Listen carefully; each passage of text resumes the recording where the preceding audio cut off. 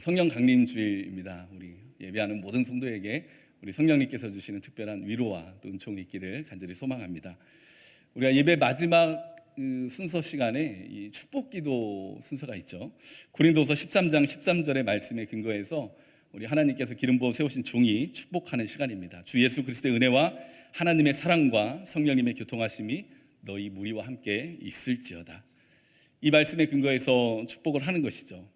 우리가 흔히 축복하면 우리가 원하는 것이 이루어지고 물질이 많아지고 자녀들이 세상에서 성공하는 것이고 부와 명예가 많아지고 높아지는 것만 축복이라고 생각할 때가 있는데요, 하나님이 말씀하신 축복은 주 예수 그리스도의 은혜가 함께 하시는 것입니다. 하나님의 사랑이 함께 하는 것이고, 그리고 성령님의 교통하심이 우리와 함께 하시는 것입니다. 그것이 하나님이 우리에게 주시는 축복이라는 것이죠. 그 중에서 제일 마지막 축복이 무엇입니까? 성령의 교통하심. 이 성령의 교통하심, 이 교통이라는 말씀이 코이노니아라는 단어인데요, 사귀다, 교제하다, 참여하다, 이런 의미를 가지고 있죠. 그러니까 성령님의 교통하심은 하나님과 사귀는 은혜입니다. 성령님의 교통하심은 하나님과 교제하는 은혜인 것이죠. 그리고 성령님의 교통하심 안에서 서로 성도 간에 함께 아름답고 건강한 공동체를, 하나님께서 기뻐하시는 공동체를 이루어가는 것입니다. 그래서 우리가 사도신경으로도 예배 시작할 때 함께 하나님 앞에 고백했죠. 나는 성령을 믿으며 거룩한 공교회와 성도의 교제와. 그러니까 성령님의 교통하심의 역사가 있을 때 성도 간의 아름다운 공동체를 이루고 교제를 나누고 하나님께서 기뻐하시는 아름다운 그 사랑의 모임을, 무리를 이루어갈 수 있다는 것입니다. 이처럼 성령님의 교통하심은 우리에게 꼭 필요한 은혜인 것입니다. 이 시간 예배하는 우리 성도 여러분들에게 우리 예수님의 은혜가 늘 함께하기를 축복합니다. 우리 하나님의 사랑이 늘 함께하기를 축복합니다. 또 성령님의 교통하심이 늘 함께하시기를 주님의 이름으로 축복합니다. 특별히 오늘은 우리가 성령 강림 주일을 맞이하여서 성령님이 우리 안에 거하시고 우리가 그 성령님을 의지하고 살아갈 때 어떠한 은혜를 누릴 수 있는지 우리가 말씀을 통해서 함께 나눠보고자 합니다. 오늘 사도행전 2장의 말씀이죠. 사도행전 2장의 말씀이 시작되는 장면을 보면 예수님이 부활하시고 50일이 지난 후에 약 120명의 성도가 함께 모여서 기도하던 중에 성령님이 임하게 되는 이 성령 강림의 역사가 나타나게 되는 것이죠. 자, 그런데 이 사도행전 2장 4절의 말씀을 보니 그들이 다 성령의 충만함을 받고 성령이 말하게 하심을 따라 다른 언어들로 말하기를 시작하니라. 성령님의 역사로 그곳에 있는 주님의 제자들이 각기 다른 언어, 그러니까 방언으로 말을 하기 시작했습니다. 그런데 더 놀라운 것은 세계 각국에서 흩어져 살다 돌아온 이 유대인들이 그 다른 언어로 들려오는 그 말이 자기 나라 말로 알아듣고 이해되는, 말로는 설명할 수 없는 신비하고 아주 놀라운 그런 일들이 펼쳐지게 된 것이죠. 놀라운 일이죠. 그러니까 말로 이 일을 설명할 수가 없으니 이 신비한 장면을 목격한 사람들이 말하기를 저 사람들 술 마셨다, 술이 취한 소리다, 술에 취해서 술주정을 하고 있는 것이다 하고 예수님의 제자들을 조롱하는 것입니다. 그런데 당시 시간은 성경에 기록되어 있듯이 제3시였습니다. 유대인의 시간에 6시간을 더하면 우리나라 시간이 되죠. 아침 9시. 아침 9시부터 그 120명의 사람들이 함께 술 취해 있을 리가 없죠. 그리고 유대인들은 하루에 3번 시간을 정해놓고 하나님 앞에 기도했습니다. 아침 9시는 기도하는 시간이에요. 유대인들이 하나님 앞에 기도할 때는 물도 마시지 않고 음식도 먹지 않았습니다. 그러니까 제자들은 술에 취해서 술주정을 하고 있는 것이 아니라 하늘로부터 임하신 그 성령님에 취해서 성령의 방언을 하고 있었던 것이죠. 사실 이 성령 강림의 사건 우연히 일어나는 일이 아니죠. 우리 예수님께서 이미 우리에게 약속하셨던 일입니다. 요한복음 16장의 말씀을 보면 내가 떠나가지 아니하면 보혜사가 너희에게로 오시지 아니할 것이요 가면 내가 그를 너희에게 보내리리. 예수님께서 우리에게 보혜사 성령님을 보내주시겠다고 약속하셨어요. 그 약속이 이루어지신 거예요. 그럼 우리가 이런 궁금증이 생깁니다. 왜 예수님은 부활하시고 바로 성령님을 보내주시지 않았을까? 왜 50일이 지난 후에 이 성령님을 보내주셨을까? 사실 이 제자들의 입장에서 보면요, 예수님께서 성령님을 보내주실 때까지 기다린 것이지만, 마찬가지로 우리 예수님 입장에서도 제자들이 온전히 믿음으로 성령 하나님을 맞이할 수 있을 때까지 우리 주님도 기다려주신 것이죠. 사랑하는 제자들이 정말 간절하고 가난한 심령으로 하나님을 의지하고 찾고 뜨겁게 부르짖을 때까지 그 50일의 시간을 기다려주고 보내고 있었던 것입니다. 제가 예전에 이 고속도로 휴게소에서 이렇게 고속도로 휴게소에 있는데 한 아주머니가 얼굴이 창백해가지고 막 이 휴게소를 휘젓고 다니더라고요. 무슨 일인가 봤더니 아이를 놓친 것 같아요. 그래서 그렇게 찾아다니다가 아이를 찾았습니다. 그래서 아이를 얹어안고 그 놀란 마음을 추스리는 장면을 본 적이 있는데요. 그 잠깐의 순간이었지만 얼마나 놀랐겠습니까? 근데 그 순간 아이와 엄마 중에 누가 더 간절했을까요? 물론 아이도 많이 놀라고 애타고 그랬겠지만 그 잃어버린 자녀를 찾는 그 엄마의 마음, 무엇으로 표현할 수 있겠습니까? 마찬가지죠. 하나님도 우리를 찾고 계시고 우리를 기다리고 계십니다. 우리는 인생의 세상살이며 인생의 문제 앞에서 하나님을 잊고 하나님을 찾지 않고 하나님을 바라보지 않고 살아갈 때도 많이 있지만, 하나님은 우리를 늘 찾고 계신 거예요. 하나님은 애타는 심령으로 우리를 기다리고 계신 것입니다. 그러니 우리가 그 마가의 다락방에서 함께 모여 간절히 기도했던 우리 주님의 제자처럼 우리도 간절히 주님의 은혜를 찾고 구하는 그러한 믿음의 삶이 되어야 될 것입니다. 성령님을 사모하고 성령님의 은혜가 함께 해주시라고 우리가 날마다 기도하는 그러한 믿음의 삶을 살아야 될 것입니다. 이제 그렇게 성령님이 임하셔서 성령의 방 안으로 말하는 제자들에게 사람들이 자꾸 술 취했다고 조롱을 하니 베드로가 성령 강림 사건에 대해서 설교를 하게 되죠. 그것이 바로 오늘 우리에게 주신 하나님의 본문 말씀입니다. 이 베드로는 이 구약시대 요엘 선지자의 말씀을 인용해서 하나님의 말씀을 전하죠. 오늘 본문 16절, 17절 앞에 나오는 16절부터 17절까지의 말씀입니다. 이는 곧 선지자 요엘을 통하여 말씀하신 것이니 일러스되 하나님이 말씀하시기를 말세에 내가 내 영을 모든 육체에 부어주리니 너희의 자녀들은 예언할 것이요 너희의 젊은이들은 환상을 보고 늙은이들은 꿈을 꾸니라. 너희들이 잘못 본 것이다. 이 사람들은 취한 것이 아니라 하나님이 세우신 그 선지자 요엘을 통해서 말씀하신 것처럼 내 영을 모든 육체에 부어주시겠다는 그 하나님의 말씀이 성취된 것이다. 그렇게 선포를 하고 있는 것이죠. 그렇습니다. 이 성령 강림 사건은 하나님께서 하나님의 영을 모든 육체에게 부어주시겠다고 약속하신 것을 이루어 주신 거예요. 이것이 얼마나 놀라운 일인지 모릅니다. 우리가 성령이 임했다, 성령이 충만하다 그러면 뭔가 주술적인 것 같고 뭔가 어떠한 신비적인 체험을 해야만 가능할 것 같은 그런 생각을 할 때가 있습니다. 그런데 성령 충만은, 성령님이 임하는 것은 그런 게 아니에요. 뭔가 추상적이고 신비한 것이 아닙니다. 구체적이고 실제적인 거예요. 성취되는 것입니다. 성령은 헬라어로 푸뉴마, 바람, 숨 그런 뜻이죠. 히브리어도 똑같이 루하우, 바람, 숨 같은 뜻입니다. 하나님과 호흡하는 것, 하나님의 숨결, 하나님의 숨이 우리 안에 들어오면 어떠한 일이 일어납니까? 에스겔 37장의 말씀을 보니 생기야 사방에서부터 와서 이 죽음을 당한 자에게 붙어서 살아나게 하라 하셨더라 하라. 이에 내가 그 명령대로 되어나 있더니 생기가 그들에게 들어가매 그들이 곧 살아나서 일어나 서는데 극히 큰 군대더라. 하나님의 숨이 들어가니 마른 뼈가 살아나는 살아있는 군대가 되었습니다. 그래서 성령을 뜻하는 루하우, 하나님의 숨, 하나님의 힘, 하나님의 능력을 뜻하는 말씀이죠. 그러니 모든 육체에게 하나님의 영을 부어주시겠다는 것은 하나님의 힘과 하나님의 능력을 부어주시겠다는 하나님의 약속이고 그 약속이 이루어진 것입니다. 모든 육체, 배운 자나 못 배운 자나 가진 자나 못 가진 자나 남성이나 여성이나 젊은이나 늙은이나 모든 이에게 하나님께서 차별 없이 하나님의 영을 부어주시고 하나님의 능력으로 살아가는 존귀한 존재로 세워주시겠다는 거예요. 오늘 본문에 나오는 이 모든 육체, 우리나라 말로는 조금 육체해서 좀 읽기에 자연스럽게 그렇게 번역이 되어 있지만 헬라어로는 고기라는 뜻입니다. 고기.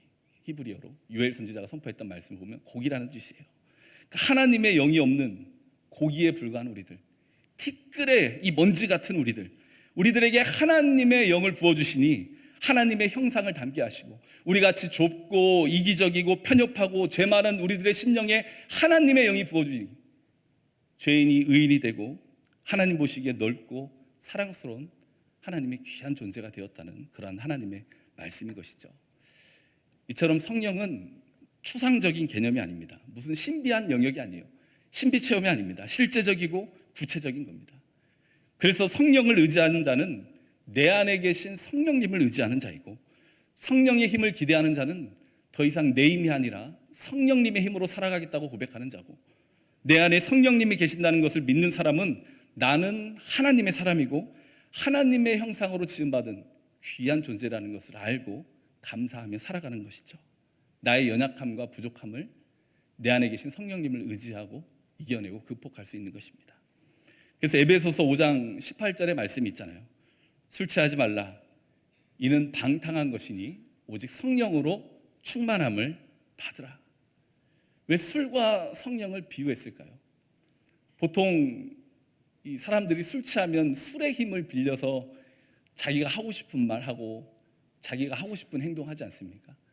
술 취했을 때 소심했던 사람이 내가 누군 줄 알아? 막 소리 지르고, 술 취했을 때 다 나와! 이렇게 소리 지르고 그러잖아요. 술의 힘을 빌려서 그러는 거죠. 술 취하지 말라. 다른 것 하지 말고, 다른 것에서 힘을 의지하지 말고 성령 충만함을 받아라. 내 안에 계신 성령님의 능력을 의지하고 그 힘을 기대하고 살아라. 또 티끌 같은 존재인 우리들에게 내 안에 계신 그 성령님 바라보고 내가 하나님 보시기에 존귀한 자라는 것을 깨닫고 누리고 살아가라는 하나님의 뜻인 것입니다. 이러한 우리 안에 계시는 그 성령님 의지하여서 성령님의 능력으로 살아가는 우리 모두가 될 수 있기를 소망합니다. 또 성령 강림으로 인해서 무슨 일이 일어납니까? 17절의 말씀을 후반부를 보니 너희의 자녀들은 예언할 것이요 너희 젊은이들은 환상을 보고 너희의 늙은이들은 꿈을 꾸게 되리라. 예언, 환상, 꿈. 요즘같이 이성을 강조하던 시대에 살아가는 사람들에게 예언과 이 환상과 꿈을 이야기하면 뭔가 좀 이상하다 하고 귀를 닫는 경우가 많아요. 마음을 닫고 귀를 닫는 경우가 많이 있습니다. 이 성경에서 말씀하시는 예언은 미래를 얘기하는 것뿐만이 아니라 하나님의 말씀을 뜻하기도 합니다. 그래서 하나님이 세우신 예언자를 미리 예자가 아니라 하나님의 말씀을 대신 전하는 대신 예자를 써서 예언자라 하는 것이죠.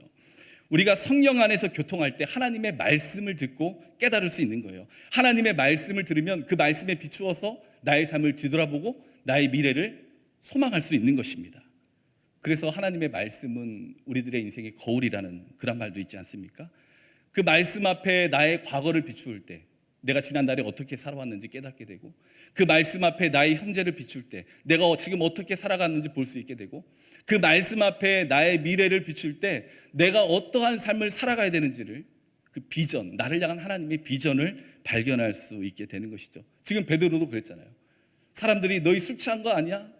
너 술주정하는 것 같은데 조롱하니, 아니 이것은 하나님께서 요엘 선지자를 통해서 약속하신 그 하나님의 성령이 임한 그 하나님의 약속이 이루어지신 것입니다. 그 말씀을 통해서 현재의 상황을 해석할 수 있는 그 놀라운 능력을 갖게 된 거예요. 우리에게 이런 성령의 교통하심으로 하나님의 말씀과 깊은 교제가 있는 그러한 은혜를 누리는 삶이 될 수 있기를 소망합니다.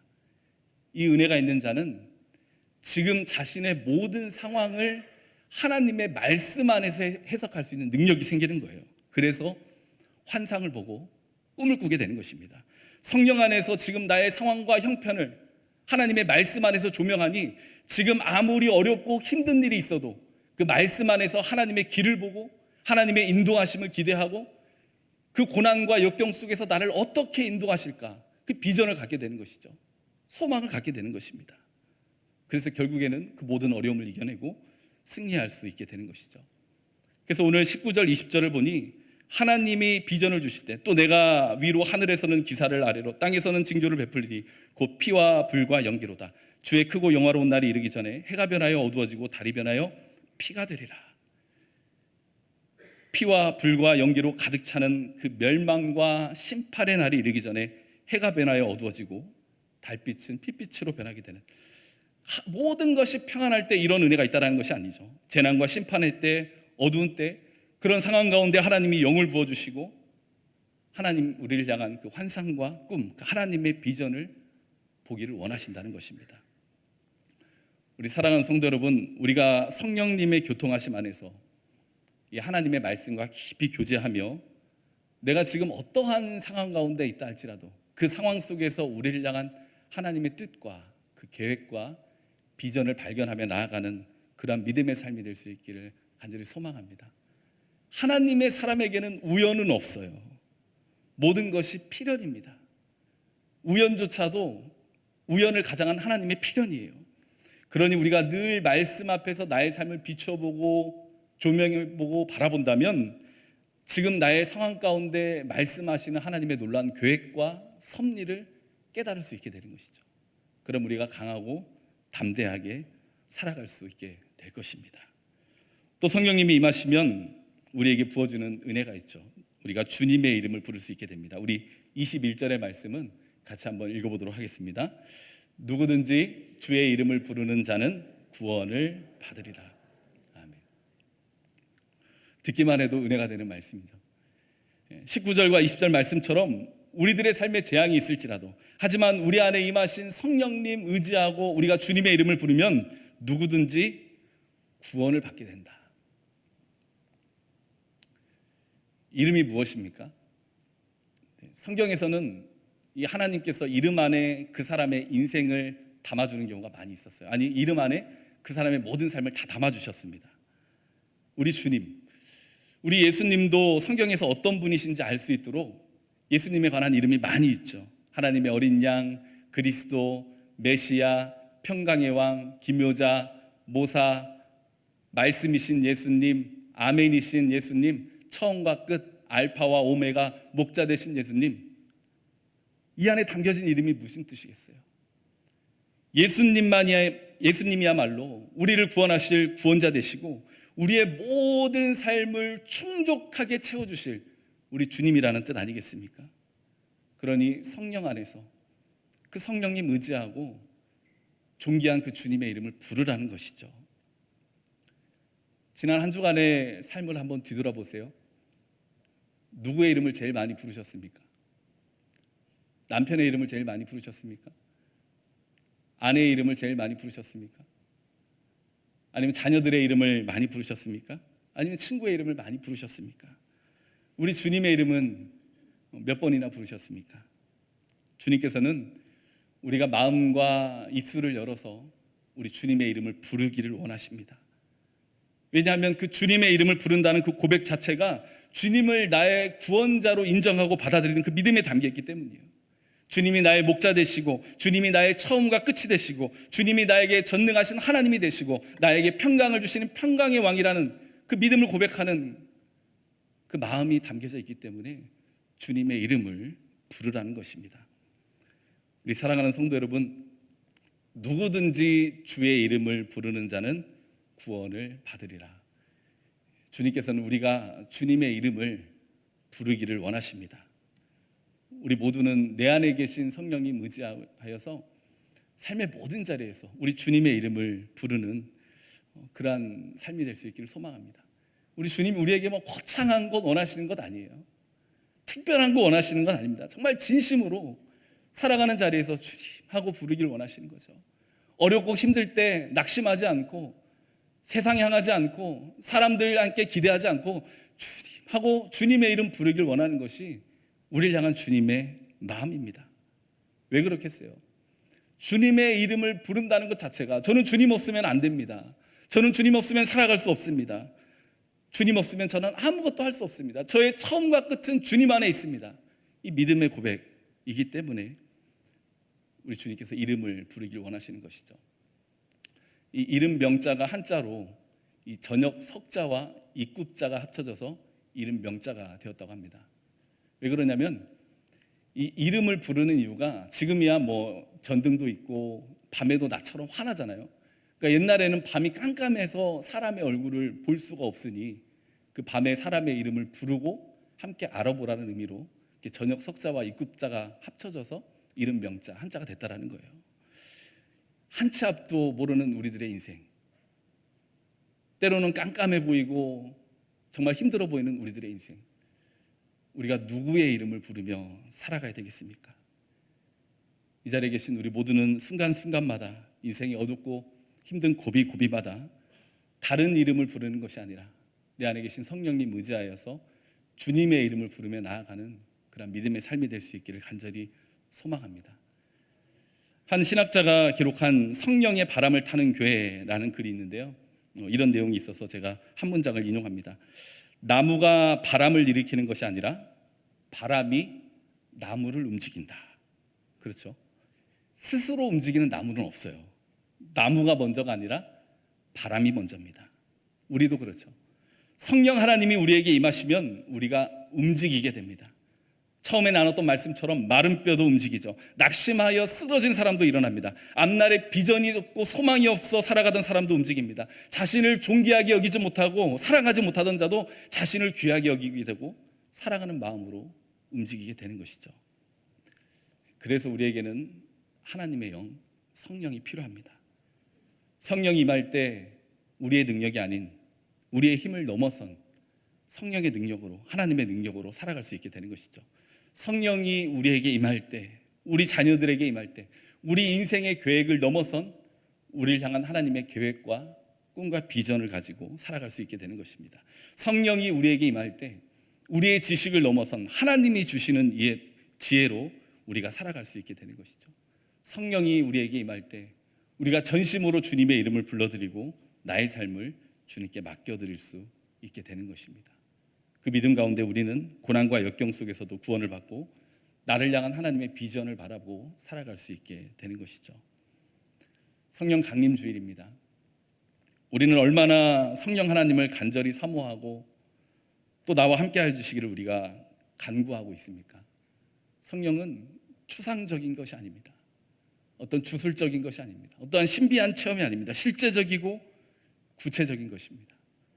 우리 모두 성령 하나님을 늘 사모하며 내 안에 함께 해주시기를 간구하는, 성령님을 늘 초청하는 그러한 우리들의 믿음의 삶이 될 수 있기를 소망합니다.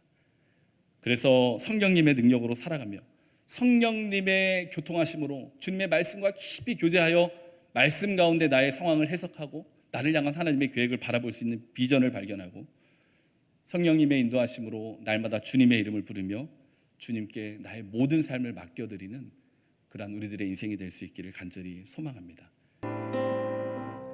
주님, 약속하신 성령 하나님 우리에게 보내주시니 감사합니다. 성령님 우리 안에 계신 줄 믿사오니 순간순간마다 성령님을 의지하며 성령의 능력으로 살아가게 하시고 우리 안에 성령님 내주하시는 것처럼 주님 보시기에 우리는 귀한 존재인 하나님의 자녀라는 그 믿음의 자존감을 가지고 살아갈 수 있도록 하나님 함께하여 주시옵소서. 우리들의 상황과 형편 속에서 성령님의 교통하심으로 하나님의 말씀 가운데 우리를 향한 하나님의 뜻을 찾게 하시고 성령님 의지하는 믿음 가운데 주님의 이름, 능력의 이름, 치유의 이름, 회복의 이름 믿음으로 부르며 하나님 주님의 구원과 은혜를 경험하게 하여 주시옵소서. 우리 주 예수 그리스도의 이름으로 기도합니다. 아멘.